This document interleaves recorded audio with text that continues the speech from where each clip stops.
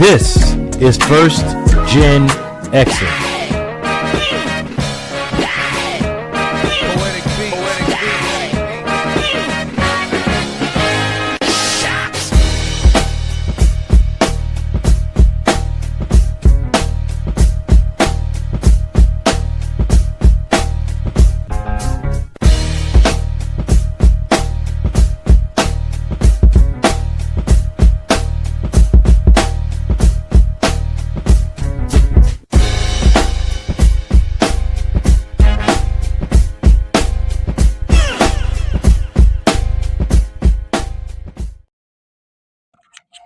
Good evening and welcome to tonight's edition of The Classroom.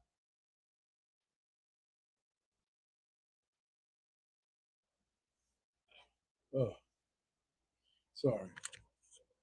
Classroom featuring, me today. Double KK Double.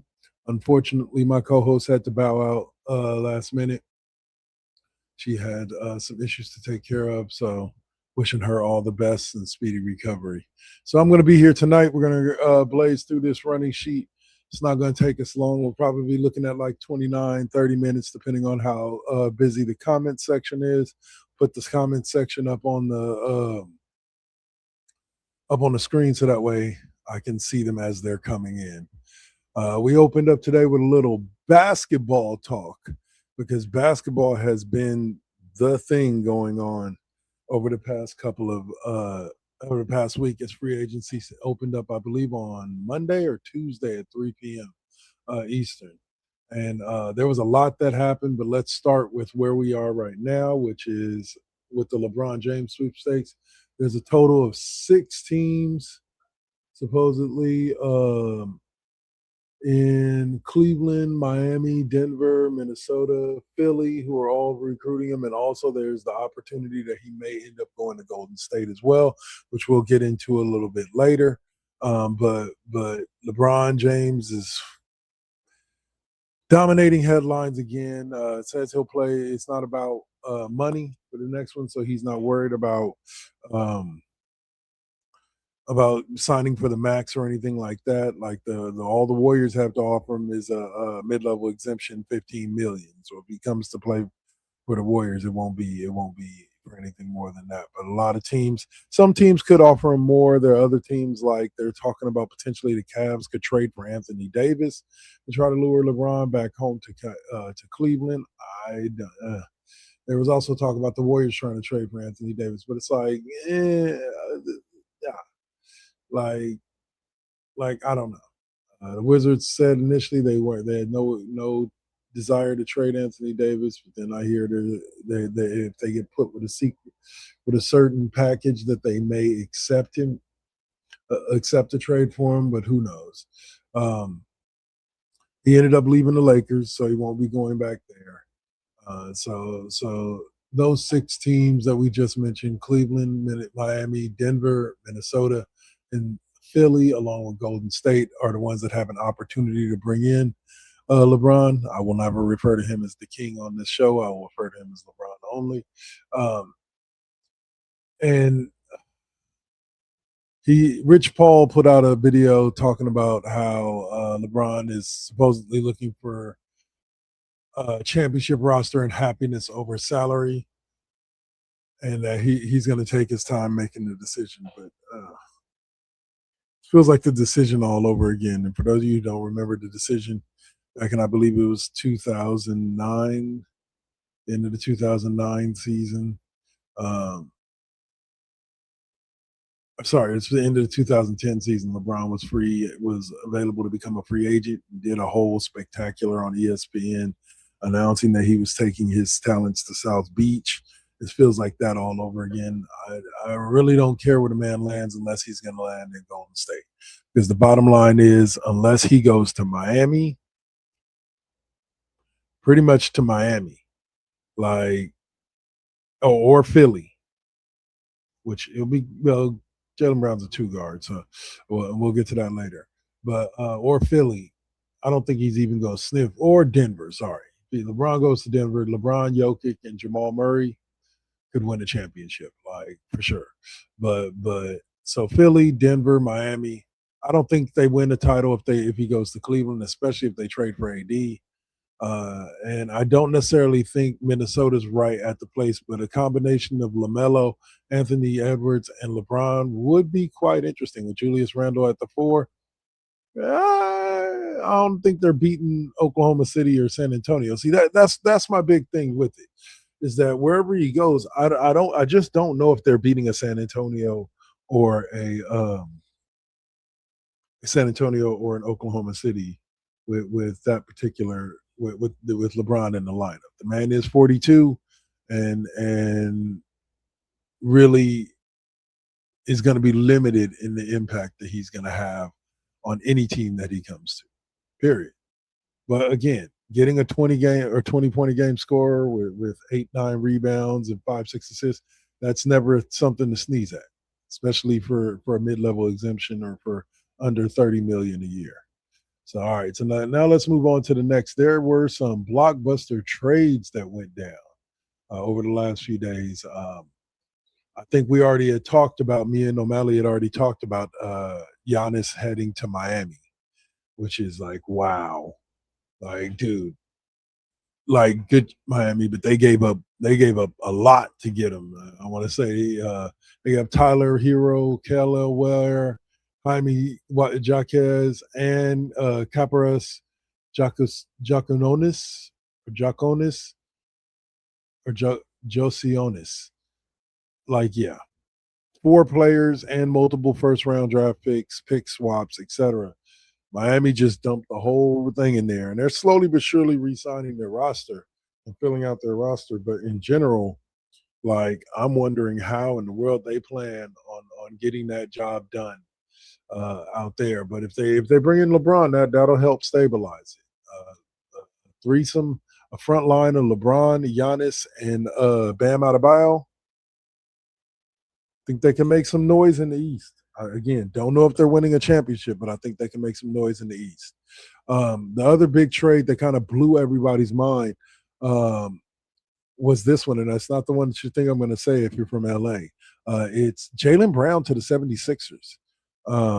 Like after the Celtics lost in the first round, Jaylen Brown had said this was his favorite season he had played. Nobody kind of knew what he meant.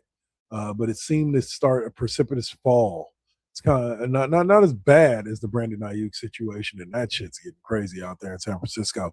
But definitely like weird, like that Jaylen Brown would be responding like that when the Celtics just lost, and he is coming off, I believe, the year before he won Finals MVP with them in the championship, or 2 years prior. Sorry. I forget, Oklahoma City won it the year before, and then it was Boston the year before that. So yeah, he just came off 2 years removed from winning a title. But whatever he said, whatever his feelings were, the Brad Stevens and them were done.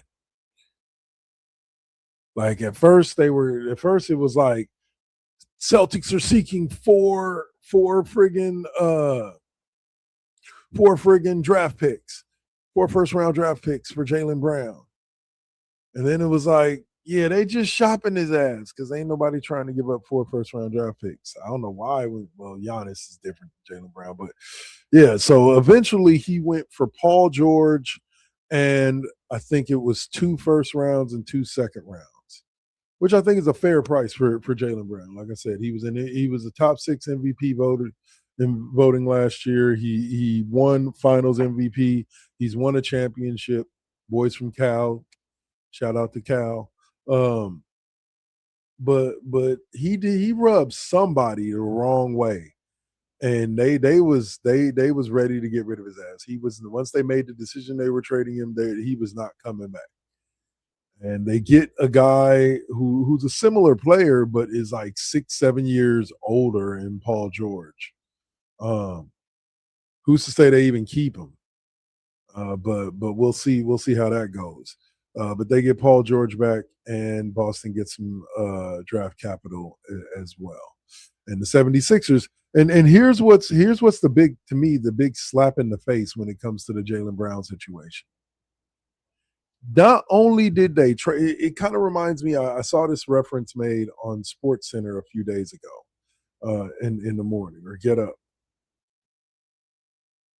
It reminds me of when Washington, or not Washington, but Philly traded Donovan McNabb to the Washington Redskins because it was kind of mind-boggling why they would trade like a quarterback like that good into the division, within the same division. Like, you got to play them twice a year. Like, you got to play Philly 4 times a year. Like, really?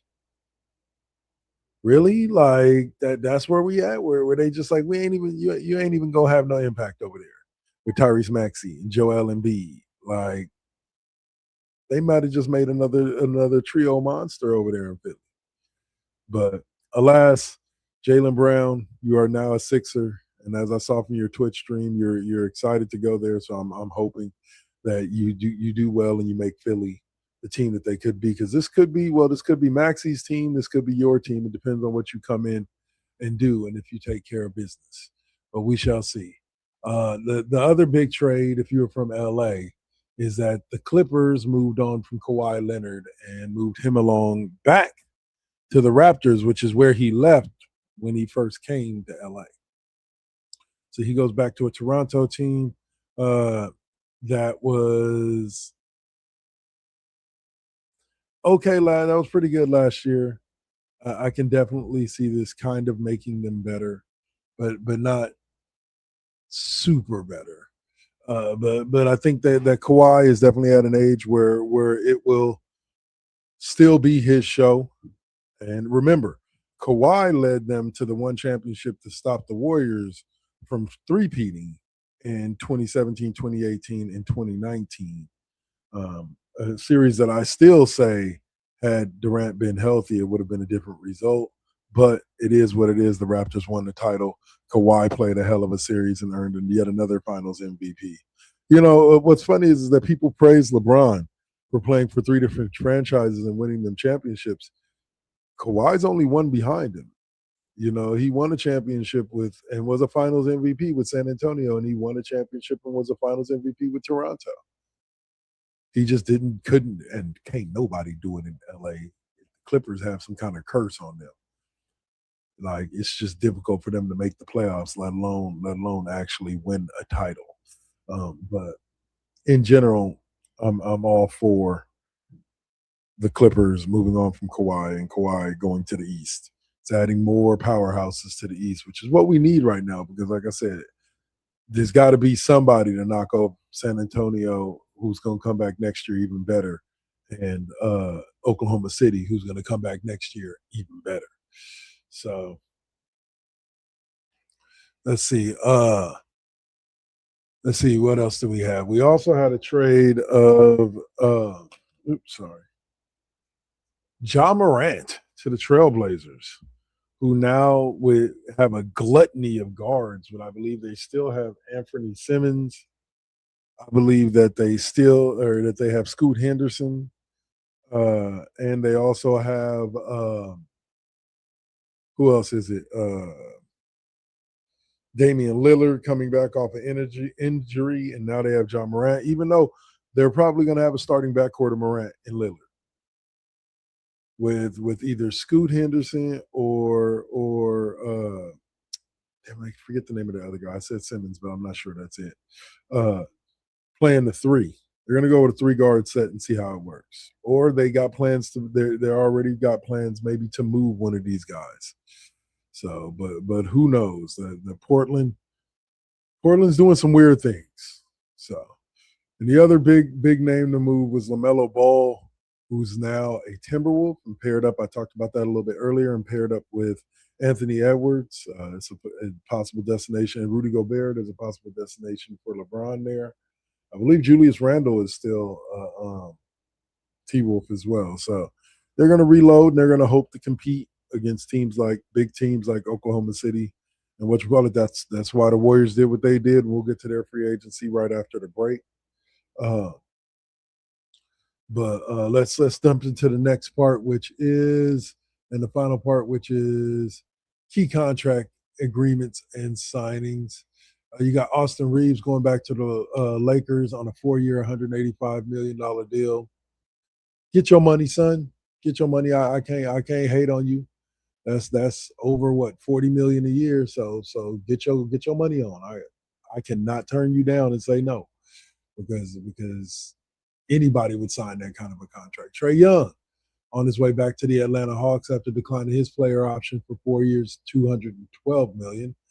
I said that's about 50 million a year. Walker Kessler got traded from the Jazz to the Lakers and immediately signed a 4-year, $130 million. So they put in that cap space left by LeBron leaving because they had a $50 million cap hold with LeBron. They put that money to work. Tari Eason, power forward, signed back with the Houston Rockets for 5 years, $81 million. Not bad. Not bad. Ayo Dosunmu, the point guard, signed with the Chicago Bulls for 5 years, $112 million. See all this money just being thrown around to anybody and everybody that want it. God, I wish I knew how to play basketball. God, I genuinely do. Quentin Grimes is headed to the Los Angeles Lakers for 4 years, $60 million. I believe that's about $15 million a year. Nemias Queta is going to the center is going to the Boston Celtics at $56 million. I'm just gonna call the dude Mamu. Sandro Mamu is going to the Lakers at 4 years, $52 million. Mitchell Robinson is leaving the New York Knicks a champion and going to the Boston Celtics to try to help them win one for 3 years, $47 million. Robert Williams III is headed to the Portland Trailblazers, so I guess they ain't completely guard heavy. Going for 3 years, $44 million. And then Dean Wade is leaving the Cleveland Cavaliers and heading over to the 76ers to go play with Jaylen Brown and them for 4 years, $39 million. Oh, no, Anthony Simons, who was with Portland. Okay, so he's gone, so they don't have that guard. He's gone to the 76ers for 2 years, $12 million. And then Kobe White re-signs with the Bulls or is headed back to the Bulls. I could have swore he played with them before. For 3 years, $74 million.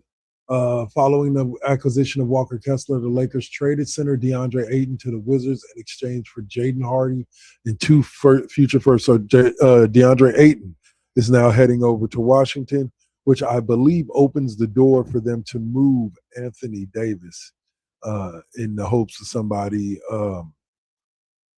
getting him to lure LeBron to come play for them. Let's see. So the top remaining free agents on the market is young center Jalen Duran from the Detroit Pistons. He's a restricted free agent, most likely headed back to Detroit. LeBron James, who's unrestricted. James Harden, who declined his option to facilitate the Cavs, move some stuff around, and he might come back. So maybe him and LeBron in Cleveland. Peyton Watson is available as a restricted free agent from the Denver Nuggets. Draymond is an unrestricted free agent, declined his player option, but the thought is he's going to re-sign if LeBron comes, or even if not, but he's going to re-sign after LeBron has made his decision, just in case LeBron wants to come to the Warriors. He doesn't want to mess up that money. Rui Hachimura is an unrestricted free agent, and I'll talk about a little bit later about how he's potentially linked to the Warriors. And then Jonathan Kuminga is an unrestricted free agent. Is the Hawks declined his player option. And then Benedict Mathurin is a restricted free agent with the Clippers. So we'll see how that turns out as we move down free agency road. Remember, it's going on for the next few weeks. I believe it's like 4 or 5 weeks, 12 days or so, where people can do it. So let's see. All right, so we're going to take this break, and I will be right back right here on the First GenXers Broadcast Network on First GenXers Presents on Twitch, Double KK Double Network on YouTube, or the First GenXers YouTube channel as well. So you guys stay up, stay real, and I'll be back in 5 to talk Warriors free agency. And yeah, peace.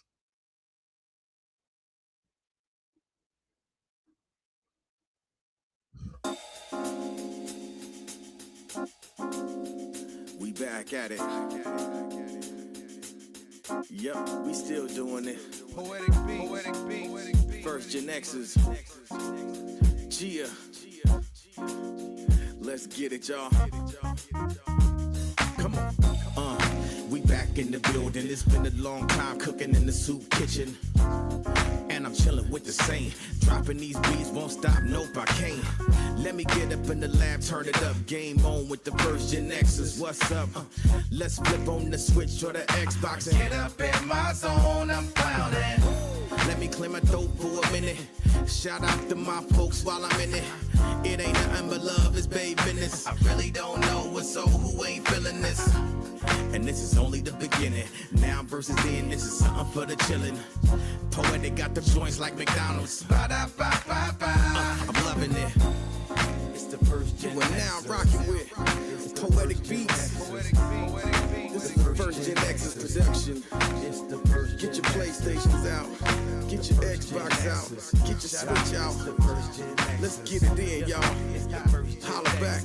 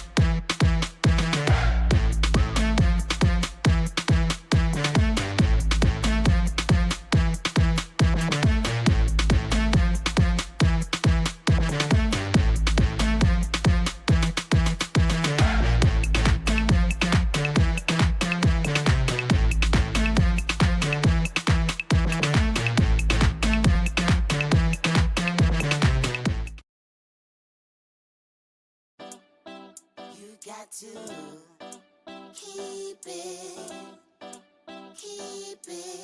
You got to keep it lovely. You got to keep it. You got to keep it lovely. Success comes right after the struggle. I ain't even giving up on whatever I wanted. The tragedies I've seen, I can't even stomach. Most of y'all weak as shit and would've started running. Every time I make it back to the crib, I'm thankful the Most High let me see all of it. Grateful I'm lovely, and I've been real with this. Please don't judge me. I'ma stay on my shit. I'ma keep a grind mode.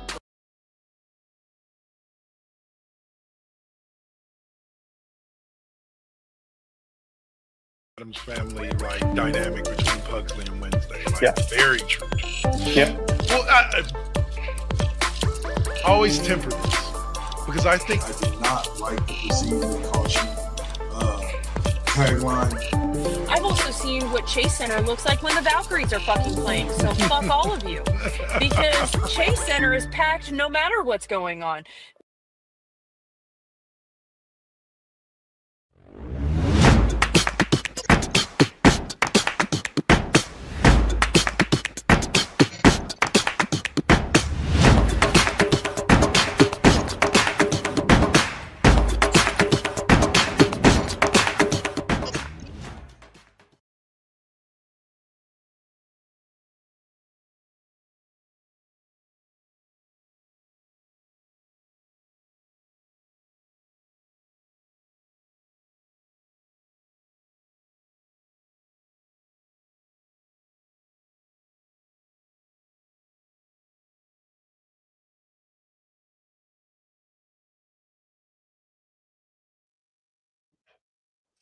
all right, and I'm back. So, what were we talking about there? Let's see.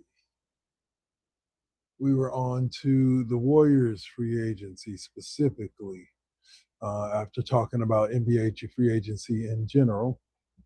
We only got a couple of quick points to hit here. No, this is wrong.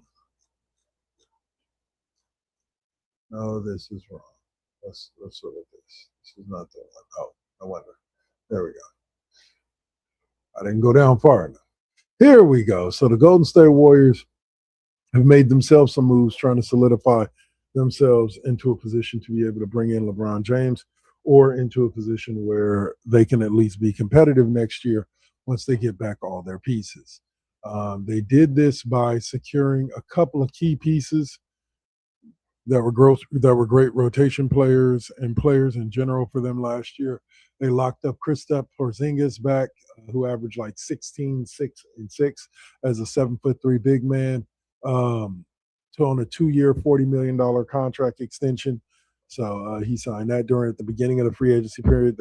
Al Horford declined his player option for his second year and signed a fresh 2-year, $14 million deal to who's going to be 40 years old, by the way, this year. Go ahead, boy. To bolster the Warriors front court. And then I thought everybody thought that they were about to lose DeAnthony Melton when he opted out of his player option, but they ended up bringing him back on a 2-year, $11.5 million deal. And so I'm like, that's pretty awesome. And then there's 2 other people that I saw that they're going to be bringing back that I hadn't heard about, which was Gary Payton has agreed to a verbal commitment to return to the rotation. I'm happy about that, and don't forget that they still got Posminskis. They're still getting Moses Moody back next year, and they get at some point late next year, and then Jimmy Butler as well. And Guy Santos is locked into a market-beating 3-year, $15 million extension. I believe they signed him to that earlier. So it's one of those type of things where the Warriors brought back Mike Dunleavy. I have to give you credit. Like I was worried about you. You have them in position to potentially bring in LeBron James, and you kept most of your pieces, including Jimmy Butler. Didn't have to trade him away or anything like that. And yeah, they're sitting kind of pretty. Let's get to the other part of this, which is the Draymond Green and LeBron James situation, which is that Draymond Green officially opted out of his player option, which was $27.7 million. It is expected that he's expected to return to Golden State, but it's a strategic way to be able to get some cap flexibility to be able to offer LeBron James the $15 million mid-level exemption, because they can go over the salary tax or salary apron, the tax apron, luxury tax apron. For Draymond Green, they can't go over it for a free agent. So that's why the max that they can offer LeBron is the $15 million they already have set aside for the mid-level exemption. But if they do that, then the $27 million that they bring in won't hit them as hard because it's Draymond re-signing the contract. But we shall see how that goes, because it's going to be an interesting postseason or off-season, especially if LeBron James does choose to come to the Golden State Warriors. Him, Draymond, Jimmy Butler, Steph, Kristaps, all on the same squad with Pods, Moody, this kid Lendenborg, the rookie, that had a great first showing at the Summer League Classic out here in California, and so yeah. Like they've got some good players. They did lose Pat Spencer, I believe, not to the Timberwolves, but somebody else in the Western Conference, or Phoenix Suns. They lost Pat Spencer to the Phoenix Suns. And that kind of hurt, because I thought he was somebody that off the bench gave them a good motor going, and yeah, they're gonna need to replace that. Let's see. The Warriors, as far as who they're still going after outside of LeBron James, there's talk of them that there's mutual interest to bring back Seth Curry, who due to Steph's injury didn't really get to have the type of run with his brother that I know both of them wanted when he came to Golden State. So, and this isn't the first time he's played for Golden State. I want to say this was the second time he's played, but there's supposedly mutual interest in bringing him back for this upcoming season. So hopefully they'll do that. And there's also talk of them talking to Rui Hachimura. Reports indicated that the Warriors have been actively in contact with the unrestricted free agent forwards representation as they attempt to maximize their $9 million taxpayer mid-level exemption. So we'll see. We'll see if they could bring in Rui and LeBron. Again, let me set this straight. As y'all know, the history, we end every show with LeBron.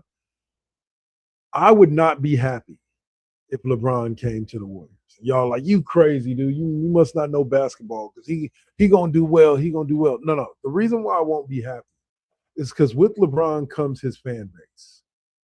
And they're going to be wearing whatever jerseys that he's wearing that year. And if he's wearing a Warriors jersey, then that means they're going to be wearing Warriors jerseys. I'm not happy about the idea of that.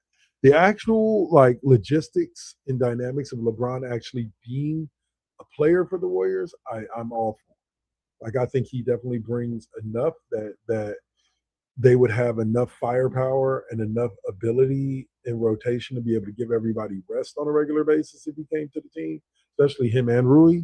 They would have enough pieces to be. Steve Kerr would have enough pieces to tinker with that he could create some lineups that would make sure everybody gets their rest. It's just the fans. It's just the LeBron fans. Like I understand what Lakers fans feel like when they're like, oh my God, like LeBron fans. So anyway, if he becomes a Warrior, he becomes a Warrior. Like I said, there's some interesting lineups there with the Anthony Melton, Al Horford, Kristaps Porzingis, LeBron James, and like I said, if they bring in Rui Hachimura and Draymond Green and add Draymond Green and Steph to that, and then that Luxembourg kid, and then you got Brandon Podminski, you got Moses Moody, and Quentin Post. That's going to be a dangerous Warrior squad, even though I believe Quentin Post could potentially be signing with another squad. They haven't officially brought him back yet. But that's the Warriors recap. And for this week, we'll probably give you more when we know more, as always. But let's get to, before we jump to the FIFA, let's take a quick break in the tennis world, as I am completely saddened to say that unfortunately Miss Serena Williams did not win her Wimbledon matchup. I was hoping that she would win at least one or two rounds and make it interesting, like allow us to get excited for her being back on the court again. And unfortunately, in that singles matchup, she messed up her knee and had to bow out of her doubles matchup with her sister at Wimbledon, and it just sucks. But the good news is that her agent was shown to be said that this is not the last time we will see Serena on a tennis court. So maybe she's making a small comeback. Maybe she'll be one of those type of people that comes in as a wild card in all the majors, because she should have enough stroke and enough pull within the tennis world to do that. Or maybe she comes back and she plays 2 or 3 tournaments in between the majors. Who knows? But also along with that, we had Nathan's hot dog eating contest yesterday, and as usual, Joey Chestnut win another victory amidst a sudden jump in the final verified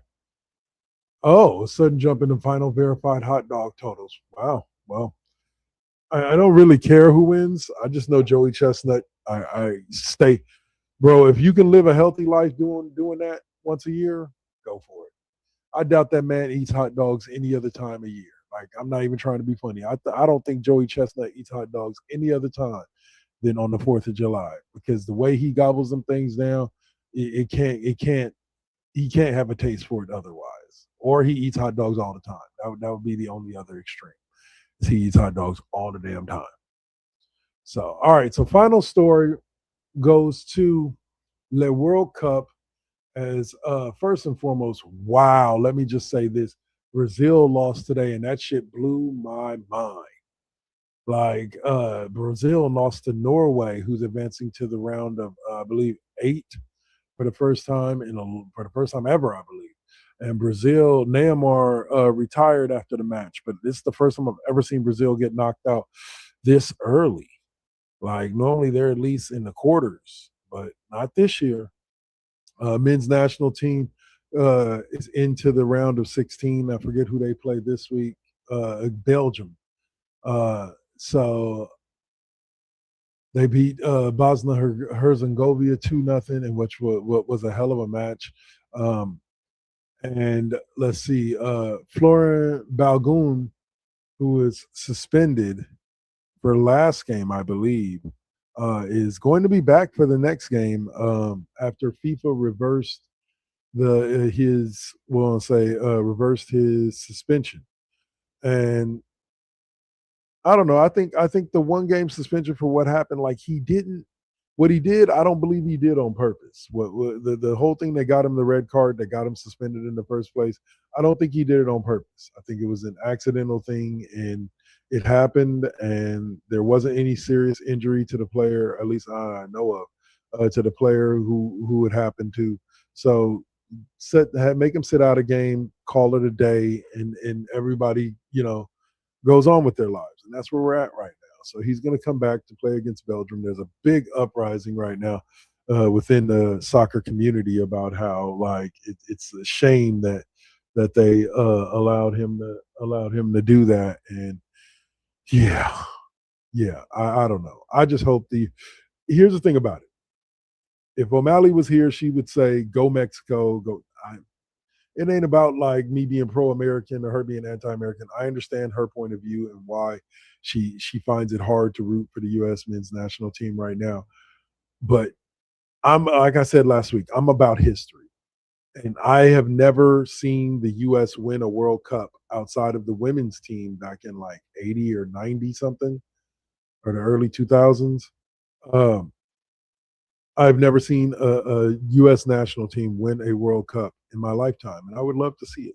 And this year seems to be the year where it could happen because teams are dropping left and right. The top teams are dropping left and right.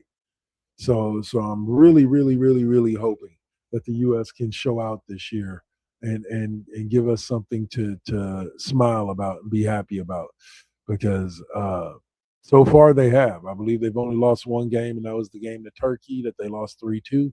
That they could have won, but they did not. So go USA. I hope y'all do your thing.